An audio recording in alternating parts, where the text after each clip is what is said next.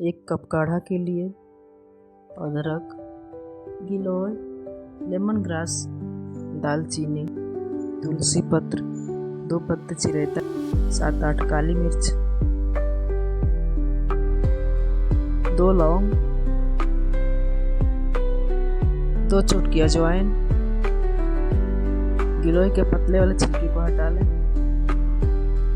सभी औषधियों को खलबट्टे में डालकर कूट लें। लेमन ग्रास के छोटे छोटे टुकड़े कर लें। अब एक बर्तन में 4 कप पानी डालें।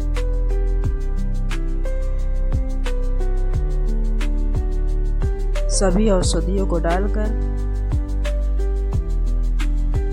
लो फ्लेम पर धीरे धीरे पकाएं। 1 कप काढ़ा बच जाए तो छानकर पी लें।